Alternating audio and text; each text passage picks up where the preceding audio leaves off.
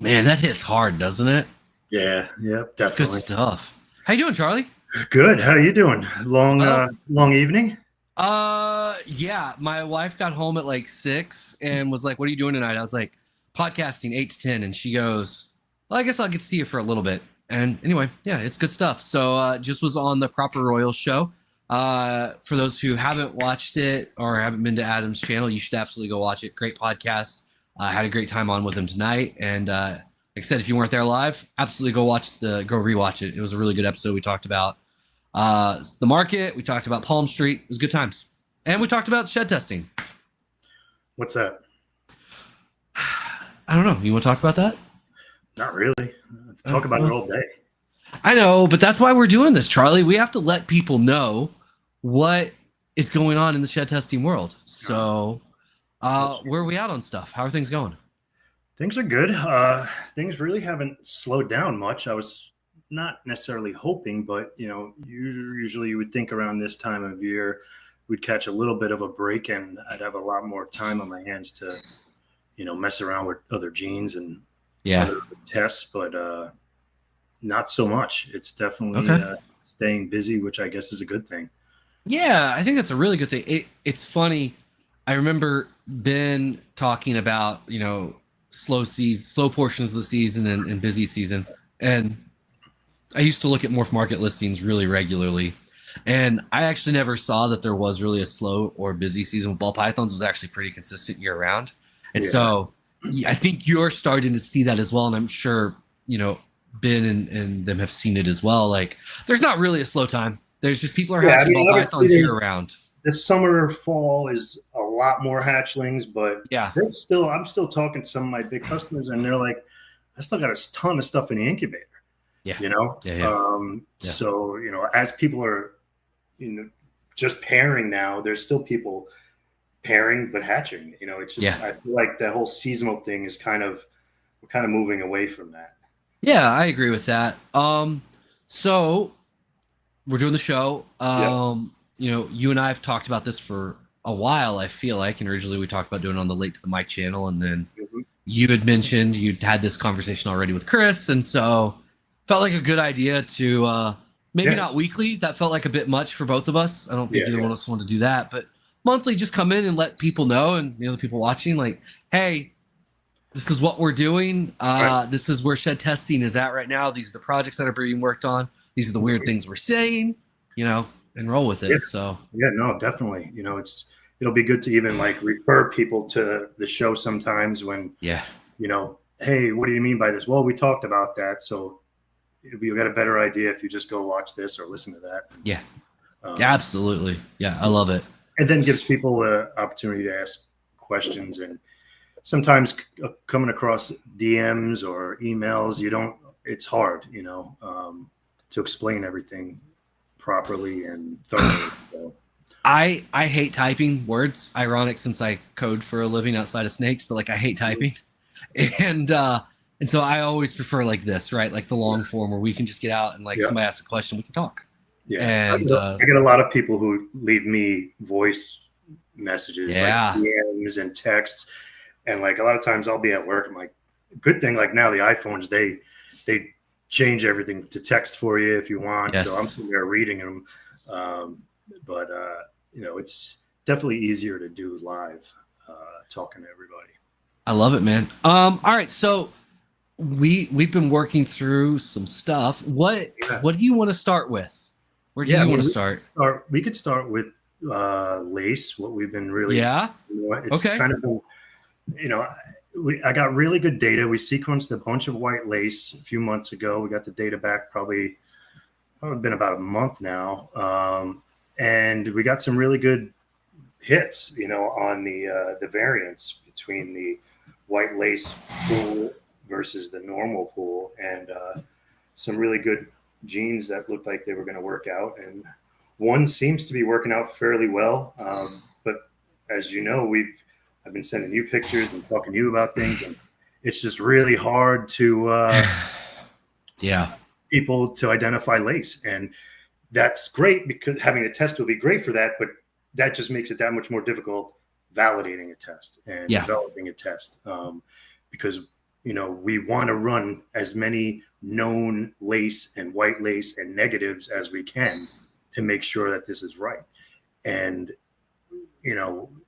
even you're coming across people like, well, they're all from white lace, so they all got to be like, well, is that white lace?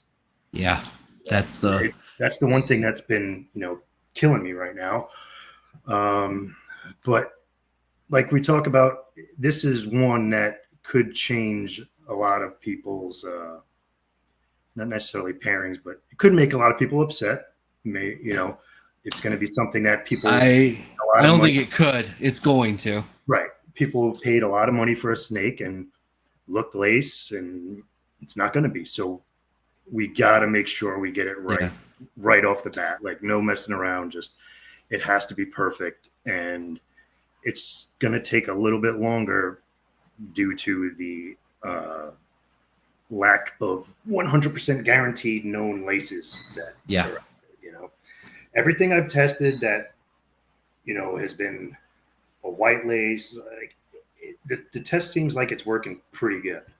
There have been a couple little outliers and snakes that's like, oh, this could be, it could not be, so we want to make sure that when it's released, there's no doubt. So when I tell you your snake is not lace, I don't have to question myself. I'm going to say, no, you could go to whoever you sold that to you and tell them this is not lace and figure it out.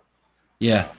We had a stretch, right? So Charlie comes to me and he's like, hey, lace is crushing it, and we've got a really good target. I was like, great. So then we go through the validation process, and as far as I know, it never called any negatives positive, which was a win. That's a big win. And one of the things that for the validation process, for those who aren't really familiar, like, really what you should be doing is, as many positives, so animals that are positives that weren't involved in making the tests, as like your positive controls, and then using a bunch of negatives as well. And so ideally you're going to do hundreds of animals, right, for just the validation to make sure your test is accurate. Right. So Charlie comes to me and we're running through white laces. And as far as I remember, every white lace produced animal, every animal that came from a white lace was correctly called lace. Right. Up until like 3 days ago, and there was one that whiffed. Right. But the parent may not be white lace. Is that the one that? Yeah. It's tough. It probably could be. It probably is, but that's so just maybe one of those not. things that it's like, how do we know? How do we know? Right. So then that's what the issue is. Now, say I move on from this and it's like, all right, let's try the next, hit that we got.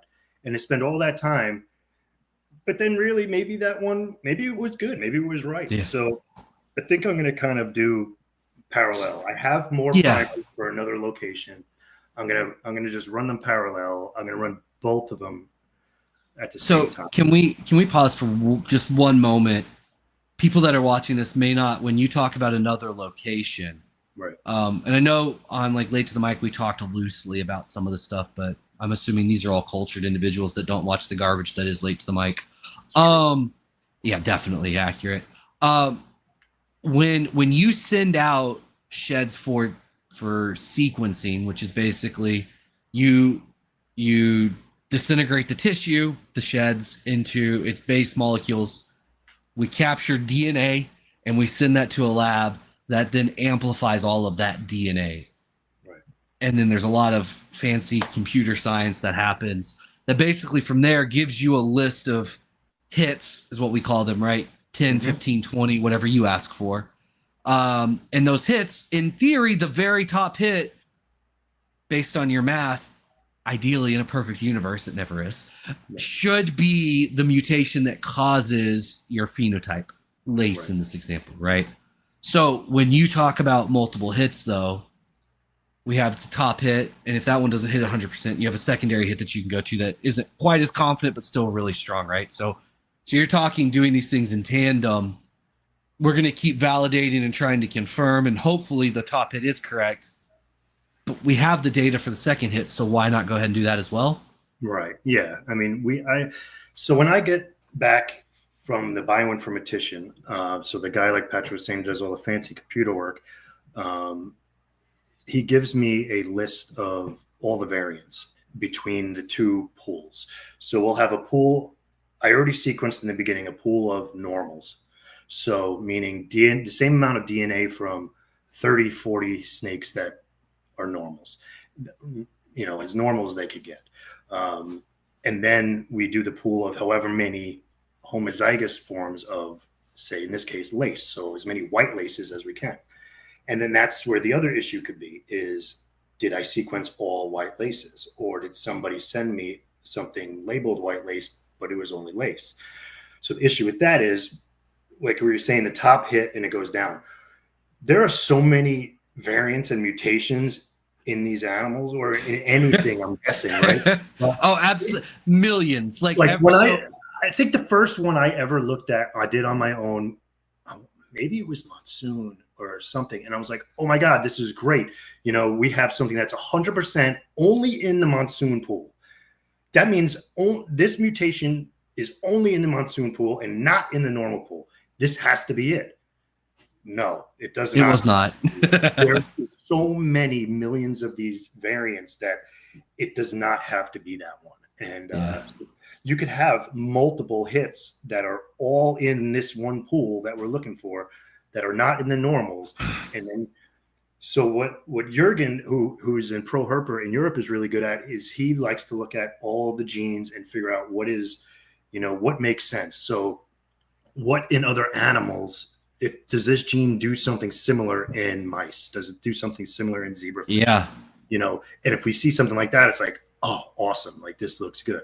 And that's kind of what's going on with lace, so that was the first thing I did. I looked at this top hit in lace, and I did see that it is a gene that is known to do color mutations in other animals. Yeah. So that was a good sign, so I'm hoping that if it's not that SNP, that one variant, maybe it's something else on that gene or very close to it. We went through and we did a lot of blind stuff, right? Confirmed known lace animals, right. and then had you run stuff, and there's only one that I had any question on, even. So like I actually have a lot of faith that the test is good to go. It has not surprised me once with any of the results. The only one, right, is this one this weekend that was mildly questionable. Right. But like you said, like lace has been a gene, and anybody that works with it gets this. You're going to hatch out babies, and I think what ends up happening is people say, oh, well, this is slightly brighter. It must be a low quality lace. And I think what's really happening is that low quality lace is actually a much higher quality of some other gene in, your clutch. Right. And that causes some issues, because then like, oh, this one's slightly brighter, it must be lace. And it's like, no, like lace, I showed Charlie pictures, and we were FaceTiming, and I'd open a tub and he's like, oh, that looks Desert Ghost. And I'm like, that's because it's lace. Like this is lace. Oh, that looks Desert Ghost. Right. That's because it's lace. And I was like, this is one that was questionable. You're like, oh, well, then that's not lace. It's like, exactly. Right. And so I think that's also part of what we might be running into. And so, I've had some awkward phone calls, just kind of giving people a heads up. Like, I'm not saying that the test isn't done. There's still a lot of validation to be done before we release it to the world. I say, guys, I'm going to apologize now. I say this is Charlie shit. It's the formal royal we. I apologize. Well, Patrick helps out a lot and answers all my dumb questions. So yeah, I'm just gonna. I apologize. I'm gonna say Shedtesting.com is Charlie's. It's not mine. I'm just here to hang out. But like, there's a lot more validation that needs to be done, because, in my opinion, and I think Charlie, we talked about, and you agree, the repercussions for coming out with a lace test are going to be, I think, pretty dramatic, because I think there's a lot of laces out there that are not lace. Right. And like Limey was just saying, people have wishful eyes. So I was just talking to somebody today on the phone that we were just talking about, even just yellow belly. Like, this is going to be yellow belly on steroids, because yellow belly isn't changing the value nearly as much as lace is changing the value of a snake now. And everybody thinks that if anything has a somewhat flaming on the side or a tiny bit of white on the side, it's got to be yellow belly. But no, It doesn't have to be yellow belly. And there's so many people that have misidentified yellow bellies out there, but it's not that big of a deal right now. No. Misidentified lace or white lace could cost you a decent amount of money. It's a lot of money, right? I mean, realistically, like if we just use like one project we work in, like lace clown pied stuff, right? So like a lace pied het clown female is realistically probably list price like 3 to 4K, and it'll sell for 2,500 to 3,500, somewhere in that range probably. That's just lace. If you take lace away from that animal, it's $150 virgin on wholesale, right? I mean, that's dramatic. Do the same thing with yellow belly. You're talking maybe an extra $100. Exactly, spot on. So I think if and when this test is really validated, you know, and you and I come on here and we say, hey, shedtesting.com is X confident that lace is the correct test. We've got to really have the numbers. And something, you know, you and I talked about doing as well is if it's not 100% and we come on and we talk about it, we're going to talk about how many tests have been done to validate and talk about the percentages and just be like, this is where we're at. This is why it's not being released to the public. It's not there yet. You know, it's 99.2%. Is that good enough? Probably. But also like there needs to be a strong understanding with what that actually means, right? There's a lot of accountability, and if people are going to put their trust and faith in Charlie at shedtesting.com to sell their animals as something. And like I tell people all the time, like the last thing that I have time for right now is to deal with somebody coming to me saying that, hey, you told me this was lace, and you know, I don't have the energy to deal with that. I don't have the mental capacity to deal with that right now. No, and on the flip side too, right? Like I talked to a customer this weekend, and I told him, I was like, look, like this is where we're at in this process. The animal isn't testing as lace. That doesn't mean that it's not yet. It's just not testing. And he made the good point. He's like, I hope it is. He's like, not just because of our interactions, but you know, I have customers as well. And you're like, yeah, I get it. Like we're all going to be in this boat, right? Like it's and how you deal with that is going to be on your own, you know, your conscience and your business ethics and all that stuff. But I think this is just one more situation where like this test feels more so than a lot of the others that it has to be. Like it either has to be 100% every time after hundreds of validation tests, or if there needs to be a percentage with it. Or if it's not, then it has to be a questionable animal, you know? Yes, 100. Right. That's the other part too, right? Like, I don't know. Are we ever going to get there where we have nothing but guaranteed laces to test?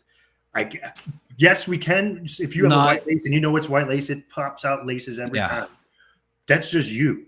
So when validating, we have to make sure it's working on Patrick's laces, you know, Paul's laces, Nathan's lace, everybody's laces all over the place.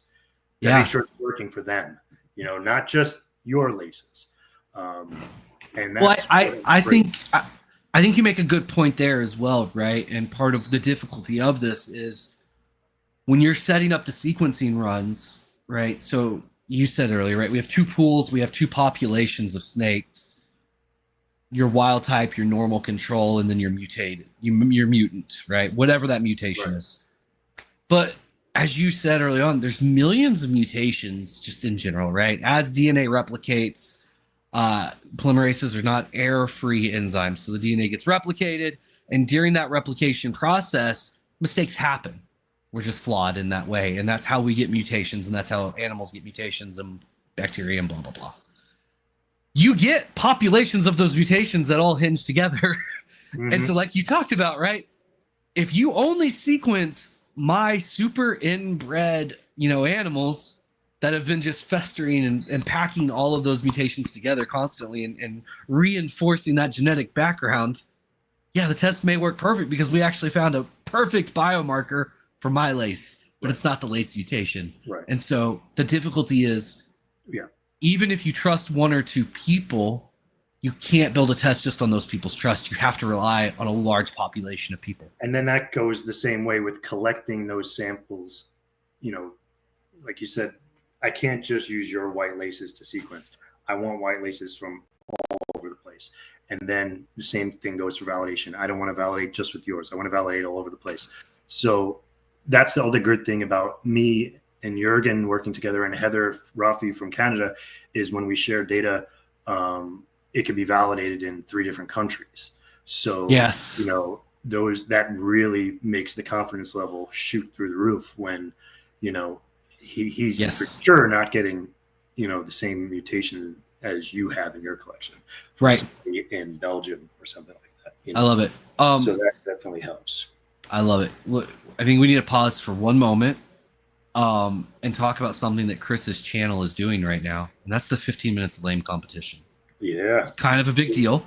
So we got a few of them in here in the chat. Yeah, I've noticed. So have you publicly endorsed anyone yet? No. Is this a lot of pressure to put on you? I've done a video for Crystal at Gecko Diva. Okay. She's the only one who asked this year. You know what? That's perfect. I said it on Late to the Mic on Thursday. I'm going to say it again. Due to bitterness and jealousy and just overall resentment for not winning and Shane winning, I think I'm just done endorsing ball python breeders. I can't stand them. They're awful people. Let's go. Gecko Diva it is. Gecko Diva, A, was the first person to reach out to me. B, doesn't breed ball pythons, which is a huge win. So guys, if you haven't voted today or tomorrow or the day after, go vote for Gecko Diva. Seriously. Yeah, definitely. You got to do it, guys. Shauna just dropped the link where you can go vote. In there, please go vote if you haven't done it today, and set up a reminder on your phone so that you go vote every day. Because guys, it really doesn't take that much effort. And I promise, if every one of you go and vote for Gecko Diva every day, she'll win. Yeah. It's a guarantee. Or you could be like Samson, and just vote for the guy who's already winning. What fun is that? Ugh. I he probably breeds ball pythons too. But let's I love it. Snakes are dumb. They don't even have arms and legs. I mean, come on. Seriously. It's true. Oh, did I just highlight that? Did I do that? Did you? I don't think either one of us have the power to do that. Oh, okay, good. But maybe you do. I don't know. I don't want that power. Yeah, guys, 15 Minutes Lame is a great time. Chris, puts it on for the show, and it's a lot of work and effort. And every time you vote, it gives him a little bit of validation, and God knows he needs that. So please go give him some validation that he desperately needs. All right. Pat him absolutely. On the back, yeah, pat him on the back. He needs it, guys. Text. We'll give out his phone number at the end of the show. Yeah, absolutely. You can reach him at 987-632. So I love it. So since Limey is here, I'd like to mention another test that I'm working on. That seems very good. Do you? Way too much. Come on, Limey. Come on. Too much effort. I love it. I agree. You know what's too much effort is designing the paint test for you, Limey. Paint is paint is another one that. So I tried my first hit that I thought, and I got to give Jurgen credit from Pro Herpers because he told me that it was a shitty gene and probably wasn't going to work, but I tried it anyway, and he was correct. It did not work. But I tried the next one, and he agrees that this one looks better. And I think 30 for 30 right now or something like that. So okay. I had more run today, but I am an amateur scientist, and I ran out of pipette tips today. Well, my employee buddy, and, do you know how many grad students I have legitimately yelled at for that? Yeah, I do it a lot. I'm bad. Okay, good. My wife just told me, she's like, "Why don't you just set something up so that it doesn't happen? It's not that hard." Also, you have an employee. You should make that one of her duties to just make sure that doesn't happen. Yeah, I'm a bad boss. I don't tell her to do anything. Look, I am too. My one employee abandoned me, so I get it. Yeah, at least my employee's still here, not working. That's true. That's true. I wish my employee left me. He was like, "Hey, I'm going to RGI." Oh my God! It would literally be uncontrollable laughter. I would feel bad for you, but it would be uncontrollable laughter if you called me and you're like, "Hey, RGI got her." Oh, that'd be great. Well, I mean, today was the pipette tips. Last week or the week before was the PCR tube. So I'm really good at letting things run out. But the thing is, usually, like when I order stuff, overnight has been perfect. But this Yeah. time of year, I forget how shitty shipping anything is, and everything is delayed, and it sucks. So win for me today. I went online. I was like, there's got to be a way that I could buy pipette tips somewhere in the capital region of the capital of New York State. Yeah. There is one place, and I found it, and it's not far from my house. It's about 15 minutes away. Okay. It's more of like a wholesaler, like, so it's not a storefront or anything. It's a biology, equipment, not even equipment. Yeah. Like plastics and stuff like a that. warehouse. A warehouse. And they have a website, and I went on it, and I was like, let me call them up. I call them up. I'm like, hey, is there any way I could order like 1,000 pipette tips or something and come pick them up today? They're like, well, what are you looking at? And I said, like, yeah, we have them in stock. I was like, sweet. So they let me come and get them. And I walked in, and nice. I was the only person who's ever walked in the building to pick something up. They're like, this loser, but I love that. I have a feeling they're going to be seeing a lot more of me. That's good. That's good. Yeah. I tried to actually run some genetic tests in my lab over the weekend to do a favor for someone. And it turns out it's been so long since I've run a test myself that my reagents have all died. And so I got the blank bands of disappointment and sorrow. And I was like, all right, well, this is just a sign I shouldn't be doing this anymore. Yeah. Like even in the beginning, like, I mean, I go through them so fast now that I don't have that issue. The only issue is the primers. You just can't make too much primers, I feel like, at once. You got to, it's a delicate balance. There's some tests like clown, I freaking hose through them, but there's some that you don't do a lot of tests on, and they're just kind of sitting in the freezer, and it could be a month where they've just been sitting there, and I haven't done a test on that. And then you go to do it, and you're like, oh shit, I got to order more, because you're just not running them enough. But, right. Yeah, I mean, overall things have been good. It's definitely super like busy. And not always, there's tons of sheds here I'm looking at waiting to be tested this week, but you're welcome. Everything else that's going on, like, the developing the tests, the trying to figure out what's the next step. What do I want to do? Like, do I want to just continue how I'm doing this? Do I want to invest a ton of money in different things, or I don't know, like, where do I want to go? And that's definitely things that I was hoping to be able to sit back and write out and think through this winter, but it's just not really giving me the time to do that. Zero chance you're gonna have time for that, buddy. Yeah. That's and I saw Nathan from Infinite Possible Pythons asked me about the bang test, and I guess if he's asking, I could talk about it. So I have been working on the bang test with Nathan now for a while. I sequenced a bunch of super bangs from Nathan and a few other guys, and I was trying to explain to him that's the one issue, is that bang isn't that diverse of a gene yet, where not many people have it. So I did get decent data back for it, a couple genes that look good, and the first round I did a few samples and it all worked, and then the second round it was a few outliers, but bang is another one, kind of like lace, where it's not, it's hard to identify. So those are things that I'm also trying to do on the back end as well. Yeah. Because that test will be cool to have, even though there's not a lot of people with it, but it's something that, like lace, where it could add value to the project, because if you're spending big money on an animal, you want to know it is that.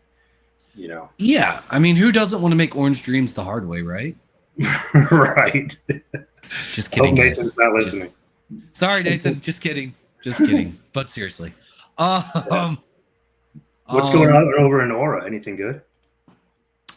We're pairing snakes, genetic testing a bunch of stuff, hatching things out still. Yeah, man, it's going. It's been busy. Trying to run the facility in the backyard doing? I mean, the facility. You like having everything right there, though? Is it nicer than having to drive? Oh yeah.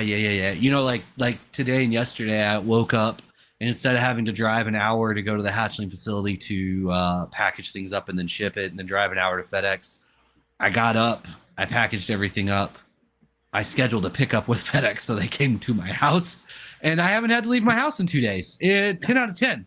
10 out of 10. That is good. I shipped out. I hate shipping snakes, and it's annoying. And Like when I hear people like you, like, oh yeah, I shipped like 47 packages today. It sucked. I'm like, yeah, I shipped 8 snakes in 3 packages, and I want to kill myself. Yeah. The thing, like, and I know that you've noticed this with genetic testing, but like once you get systems in place that help you deal with volume, it's not honestly, it might take almost the same amount of effort for me at this point to do 10 packages as it does 40. Do you weigh every package, or do you just know and round up? No. So no. No. 2 pounds. A 12 by 9 by 6 is 2 pounds. A 15 by 11 by 7 is 4 pounds. And a 16 by 16 by 8 is 10 pounds. Done. That's just never had an issue there. And then so just do that. Standard for everything is 12 by 9 by 6 for the most part. I think I am going to start using 7 by 7s in the spring. I'm going to be honest. Why not? Like for hatchlings. This is the deal. Years ago, somebody told me you shouldn't use them, so I just stopped using them entirely. So I should have shipped snakes in 6 by 6 by 6s today. I think it's fine. Okay. And so I talked to Robin over at Redline. Good people. If you're not using Redline, you're doing it wrong. And I was talking to him, and I was like, "Hey, man, like issues with 7 by 7 by 7." He's like, "No, why would there be?" And I was like, I've always been told there was, and I just wanted to double check with you. Like, it felt like one of those dumb things that really wasn't a problem, but you just kind of get into a rut, and you're like, I'm just gonna keep doing my 12 by 9 by 6s. Anyway, so yeah, we're gonna move on to 7 by 7s. I've definitely gotten snakes like from you and from other people in like these monster boxes. I'm like, what the fuck did I order? I'm like, did I get an adult? And it's like a hatchling. I'm like, why'd they send it in such a big box? Yeah, 12 by 12. The 12 by 9 by 6s was the standard forever. It's that's good. What really affects the price, right? It's not necessarily the weight; it's the size. So the way Robin explained it to me was the weight is there's a set amount of weight that's allowed, like a volumetric weight, and as long as you don't go over that weight, there's no overage charge, and that's why I always just put the 2 pounds. Right. And I've never had an overage issue. I use 7 by 7 for one animal shipments and never an issue. Yeah, that's what I've been told. So I'm just gonna start doing it. I mean, go for it. Also, I've got these new fancy square deli cups by Robin that fit like perfectly. I saw them at Tinley. Yeah, those are so nice. Guys, go to redline.com, redlineshipping.com. Not Redline, it's redlineshipping.com. And go look at the supplies. And hold on, you're going to see my face. But they have these little square delis. They are fantastic, guys. Are those for the 7 by 7? Yeah, they fit. Will that fit in a 6 by 6?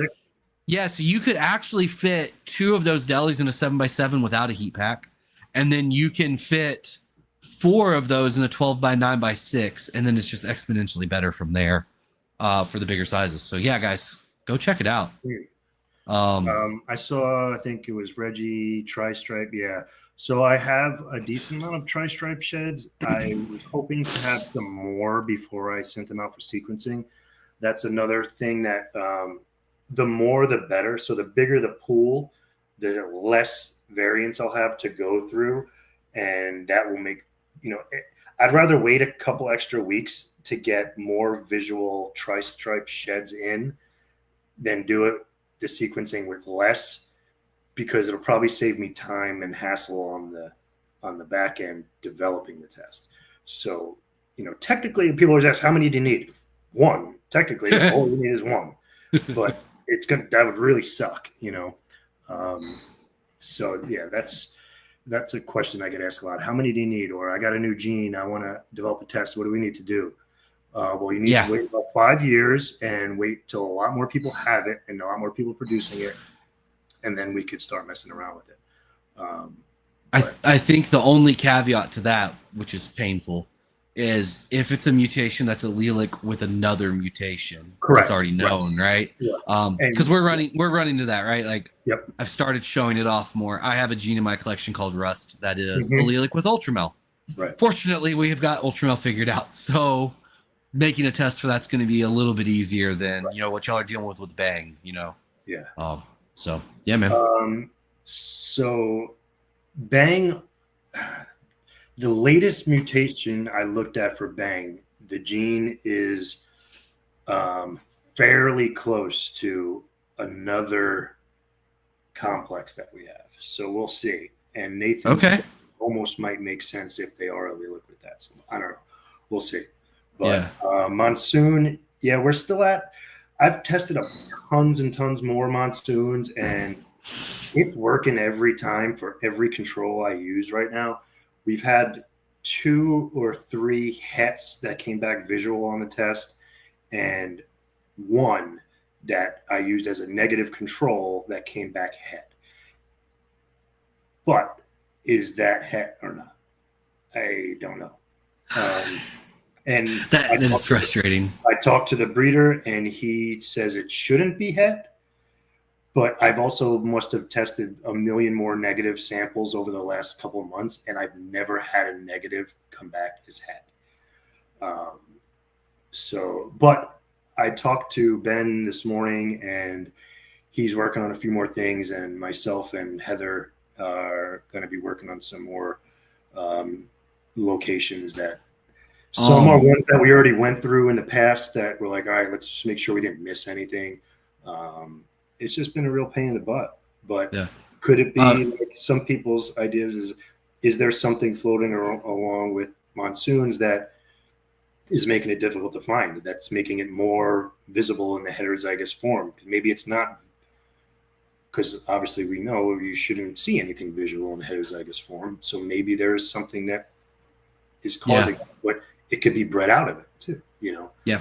I don't know. We don't really know yet. You mentioned you talked to Ben about it. This is a gene that basically everybody came together for, right? Like, so Ben, you, Heather up in Canada, and then you're. Yeah. So this is the only one though, right? This is the only one that we're all working on together. Yeah. Okay. Because it's been such a pain in the butt, and it is one that's everybody wants it, and it's a very expensive mutation still. So we want to get it right. We don't want either of us rushing out and saying, okay, we got something that's 98%. Let's just put it out there. Yeah. Now there's a rush to get it out because everybody wants it, but neither myself or Ben or RGI has to be like, oh my God, we got to get it before the other person gets it, because that'll be a lot of tests for us to run. No, that's gone. Like, there's plenty of tests for both of us to run. It's no big deal. We'd rather get it right and not have to deal with any issues in the future. I mean, I think that's the important thing to do. You know, it's kind of the same idea with lace, right? It's more important to get it right than fast. Right. So yeah. Talk about rust. And people. There are a couple. Can you show me or no? Yeah, I can. Give me half a second, and I'll grab one. 1 second. Dark matter, sun. I don't know. But yeah, you brought it to Tinley, I think, didn't you? I did. I don't know how well the color's going to come up in the picture, guys. I mean, I know what it looks like, so I could tell. But yeah, you could see that it's not one. It's not coming out perfect. Monarch. But basically, like, if you take Monarch and just make it way darker, that's what it does. It is like, this is actually a Rustamel is what we're calling them for the moment, where it's Het Ultramel, Het Rust, and it just gives a funky tone. I'm gonna post pictures relatively soon, and we'll talk about it more. It looks very different than the maple stuff, so it's not maple, and it is definitely not allelic with albino, so it is moderately similar. I'm gonna use that term very loose with the dark matter stuff. I've seen a lot of that, but it's not the same thing at all because it's not allelic with any of the albino stuff. So, whose video or post or something did I see within the last few days that said they had something that's like Ultramel but not? I forget who. I don't know. I'd love to talk to him and see. Oh, he's what is maple is like it looks more like Ultramel though, right? It looks very Ultramel to me. It's, I believe, Corey Woods out of Canada has a bunch of it. I don't know if it was founded in his collection. Yeah, so I'm not real sure. There it is. Yeah, so it tested negative for A and B, but it may be allelic. Yeah, I don't know. I don't actually know anybody, but I believe Corey that's working with it. So I can't really say much to it, you know. I'm gonna give away real fast. Much of it at all in the U.S.? Not that I know of. Yeah. But We could also probably go through real quick zebra, because I get questions on that a lot, about the whole zebra Mackenzie thing. So I've I've developed a test for zebra, and I've tested. I'll post a picture of this guy on Instagram. Can I get him to focus? Not good enough. There you go. This is the color's not coming through. This is bad. What is that? Bye. There you go. Yeah. Is that a pied?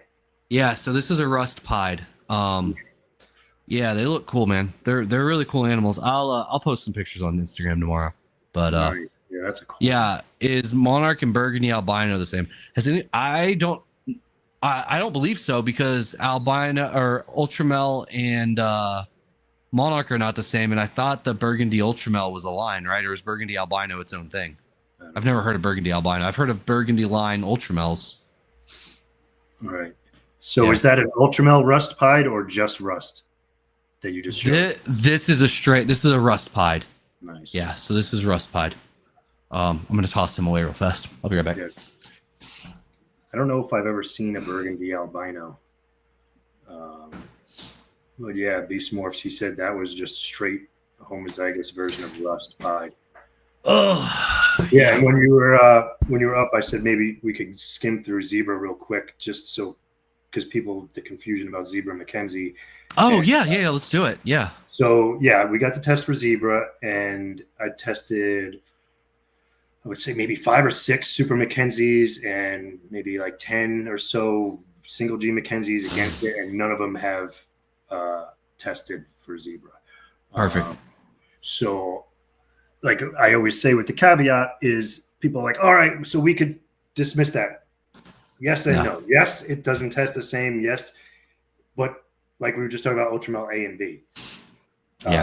They're the same. They look the same. They work the same. You breed 2 together, you get a visual, so they could be not even necessarily allelic. Like when you think allelic, you could think spot nose and chocolate. They look differently, but they're allelic.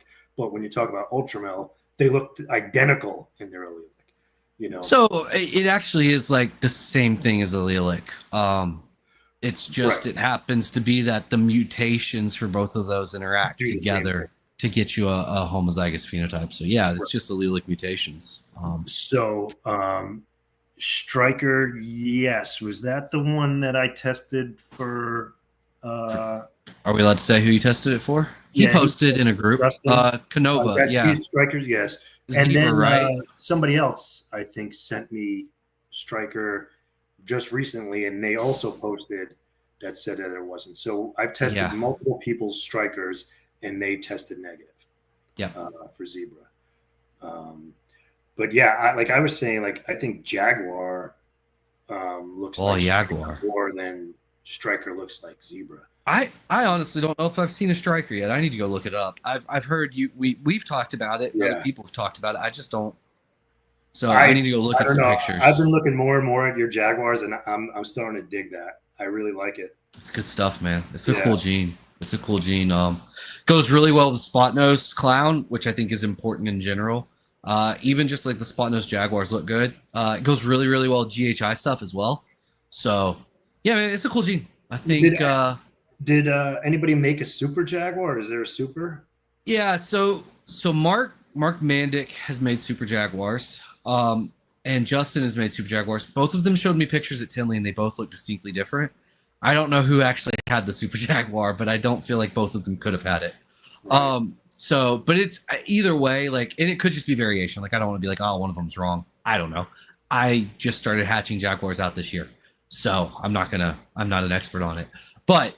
Yes, supers have been made. Either they both have made them and there's quite a bit of variance, or one of them made it and it's cool either way. Both of them looked good. So, Beast said Anna Kirby has some.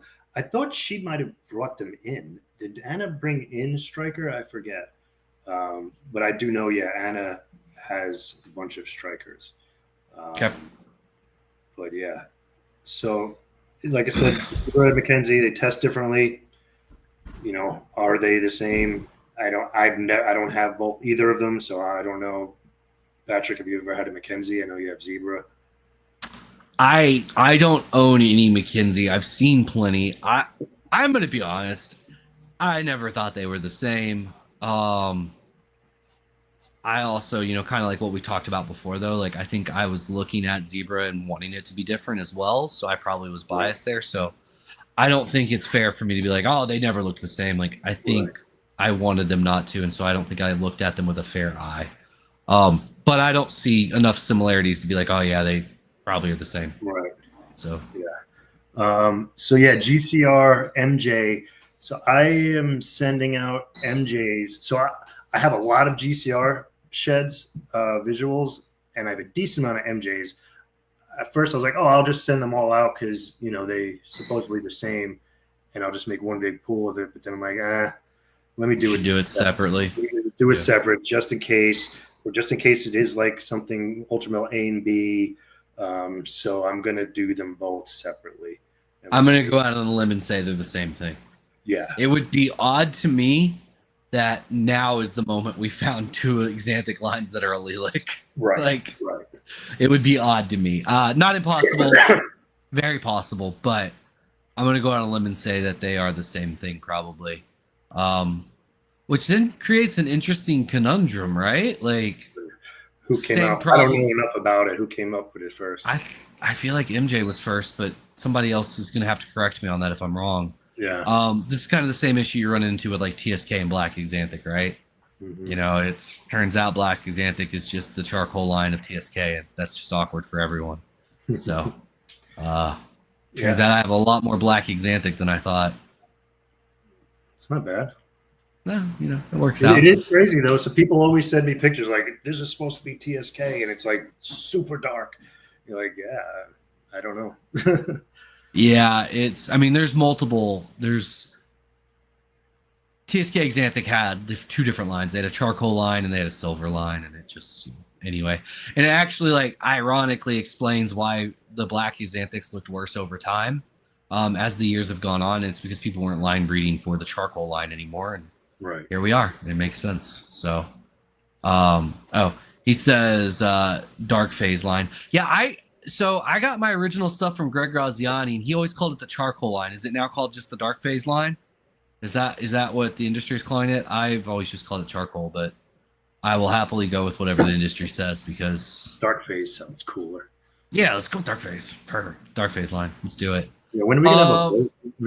We need to do a vote on like all the name changes and everything. Oh, let's do it. I'm in.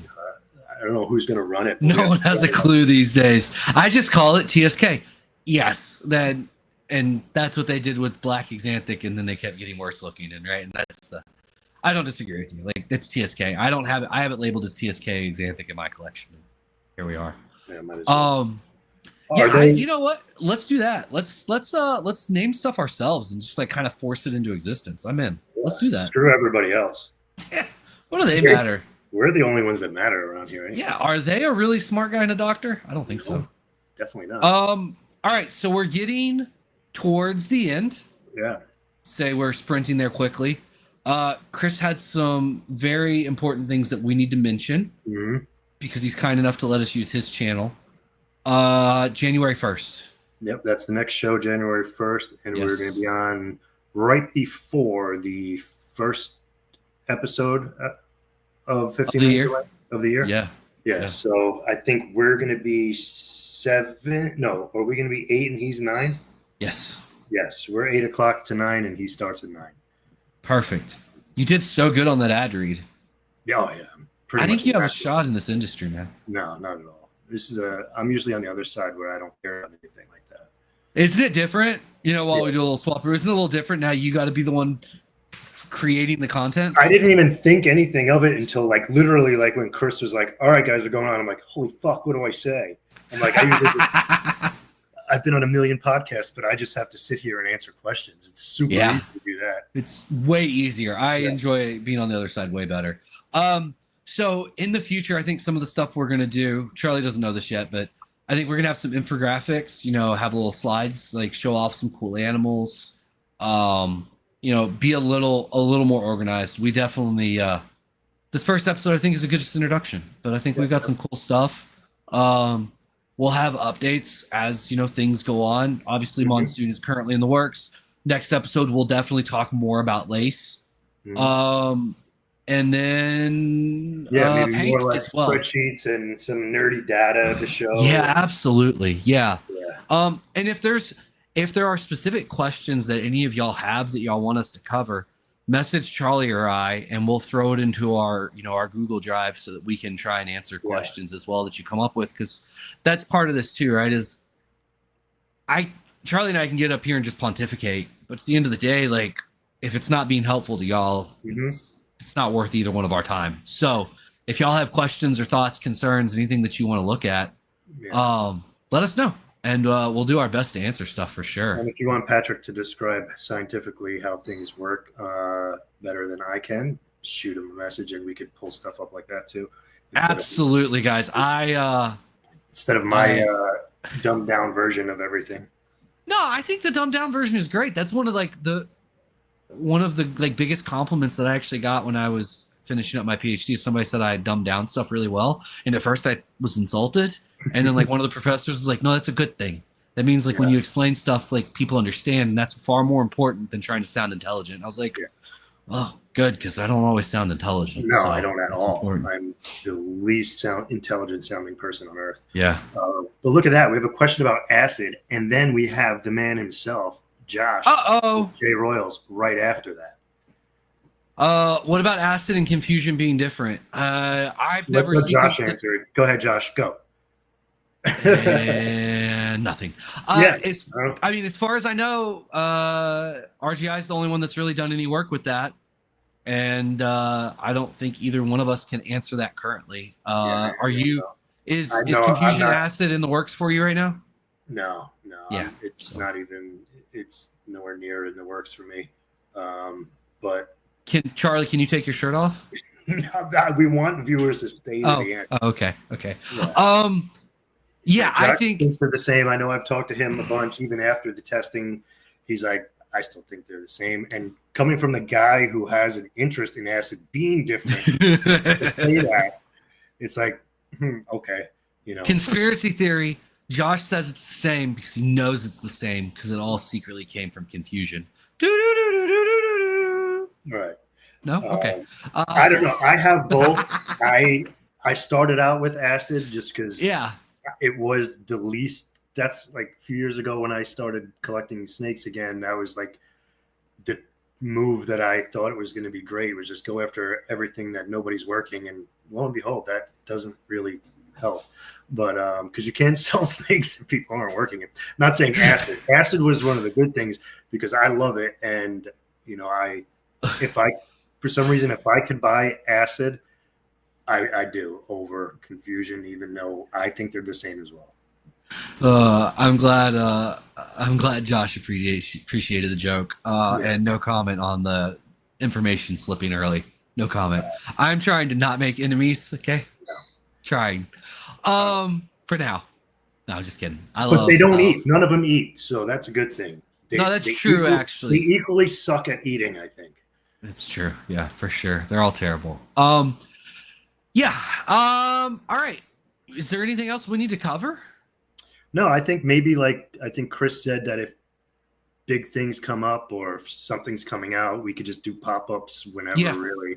Yeah. As long as it doesn't interfere with any of his shows, or trying to keep it so that it doesn't interfere with other people's shows. Sorry, Adam. Once again, if you're still watching, I apologize. That's on me. If something comes up and it's like, all right, we got this, it's done. Let's, we're not going to wait a month. Let's pop up and do a show. I mean, I think Charlie was being sarcastic.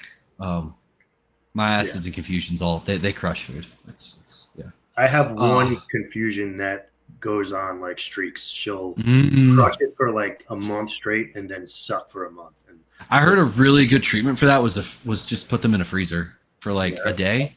Yeah. Just get them really cold and be like, hey. Yeah. Just kidding, guys. No animals were abused in the making of that pro tip. Yeah. I have no control on ending the episode. So this is going to be interesting because I feel like we should end now, and I normally would hit the end button, but I can't do that. So, Shauna, Chris, Thank you we're guys done. for Guys, watching, thank you and so we'll much. see you January Yeah. 1st. If you haven't already, please subscribe to all the Snakes and the Fat Man, the Fat Man Nation channels. The shows are great. And then go check out shedtesting.com and Aura Reptiles, everybody, everywhere else. Are you going to have an Aura Reptiles website or no? No, absolutely not. Yeah, it's too much work. Yeah, no one goes to it. It doesn't matter. No. And exit? Action.